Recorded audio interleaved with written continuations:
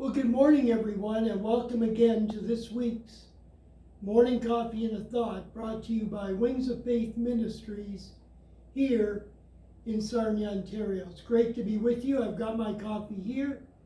I hope you have yours.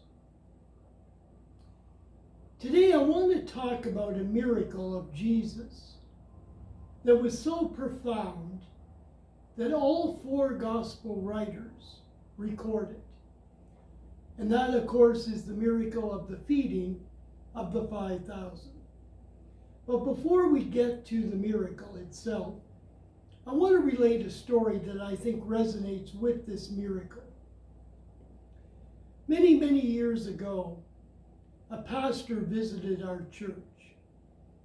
He had related a story in which a few years prior to him visiting our church, his ministry had really gone through a rough patch, both his own personal ministry and the story of the church he was pastoring. And he was having a particularly rough day this day. And so it was approaching the time for him to leave, and he just wanted to get out of the church and get home. He was tired, he'd had enough, basically suffering from ministry burnout. And so all he could think about was getting home, having supper, and maybe going to bed. Just as he's getting ready to leave, the phone rings. And now he's having this debate. Do I really want to answer this? Or should I just leave it and I'll deal with it tomorrow? And after a few seconds of debating, listening to the phone ring, he decides he better answer it. And in answering that phone at his weakest moment, that phone call ended up changing his life and changing the life of the church he pastored. A wonderful miracle took place when he was at his weakest. And that's what we want to talk about today. When we're at our weakest, God is at his strongest.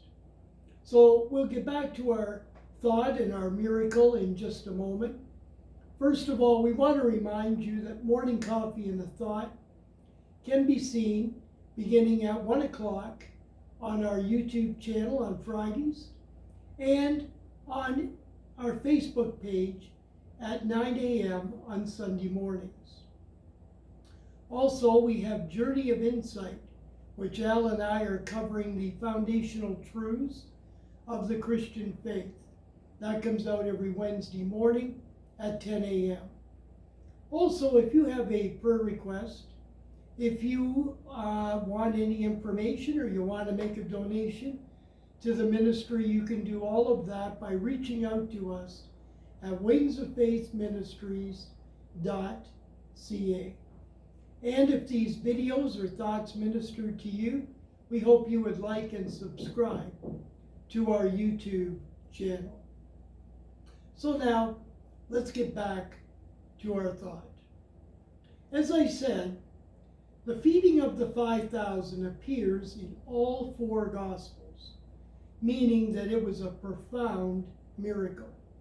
But what I want to center on is the events that led up to this miracle happening. Now, earlier in the Gospels, Jesus sends out the 12 disciples, and they're going to minister 2 by 2 in different locales in Israel. And they've gone for an extended period of time. They finally come back, and they report to Jesus all that has happened in their travels. So it's very successful, and they're very joyful at what's occurred in the towns and villages that they've ministered in. But they're also wiped out, and they want rest, just some time out after their journeys. And so Jesus decides they're going to find a secluded spot just outside the little village of Bethsaida. So Jesus and the disciples get in the boat, hoping that they're going to get some food and some rest in this secluded spot. But it's probably early afternoon, so we're in broad daylight. They get on this boat, and the crowd sees them get on the boat and follows the path of the boat across the lake. And so the crowds walk along the shore, around the lake. When the boat lands outside Bethsaida, here's these same crowds already gathered to hear Jesus speak and hopefully to perform healings and miracles. Well, this is the last thing the disciples wanted to see. They just wanted some time out, some rest. They're physically tired, they're exhausted, and they just want to get away. Jesus, seeing the crowds, ministers to them probably for a few hours. And it's now coming to sunset time. The disciples tell Jesus, look, you've got to send these people away. They've got to get food. They've got to get lodging. But Jesus turns around and says to them, no, we're going to work overtime. You feed them. And so the disciples are like, with what? And so they scour around and they find a little boy that has 5 loaves and 2 fish. But as they said to Jesus, how far is that going to go? So here they are with both limited food resources and their own resources are now limited.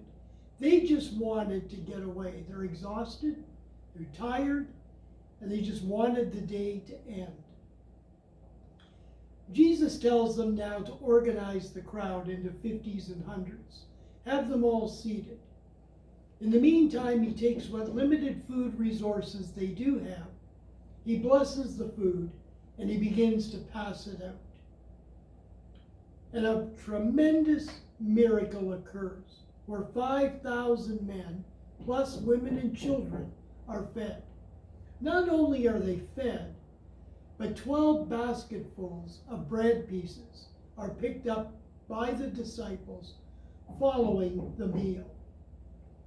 The crowd is so impressed by what's happened that John says they were ready to make Jesus king right then and there, having been fed. God can be at his strongest when we are at our weakest. The disciples felt they were wiped out. There was nothing left.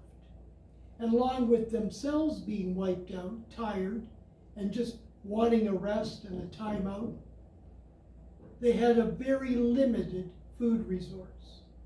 And yet, with the limited food and their own physical well-being, probably very challenged at this point, God performs a tremendous miracle. You see, God's work does not depend on how we're feeling at the time. Our good pastor who visited our church that Sunday morning says he was wiped out. He'd gone through a really bad patch as a minister. And yet it wasn't dependent on how he felt or how able he was. God was able, once he picked up the phone, to perform a miracle which changed his life and the life of the church he pastored. Jesus and the disciples were probably not at their best in that secluded spot at Bethsaida. And yet, despite how they felt, or what was going on in their minds, a tremendous miracle came about. A miracle so profound that the crowd there was ready to make Jesus king right then and there. The thought I want to leave with you today is many days we're not feeling our best.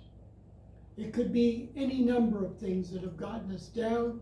Many times we just want a time out from life. But let's always remember that God's power does not depend on us. It depends on him. And we could be at our weakest point in life, be it health-wise, be it mentally wise, physically wise, whatever the situation is. When we are at our lowest, God can still be strong and use us to perform a revelation, a miracle, a change in someone's life around us. A giant crowd was fed when Jesus and his disciples were not at their best. But God is always at his best.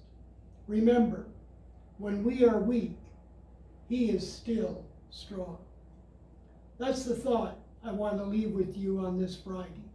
Listen, have a good day, enjoy your coffee, and we'll talk with you again next week.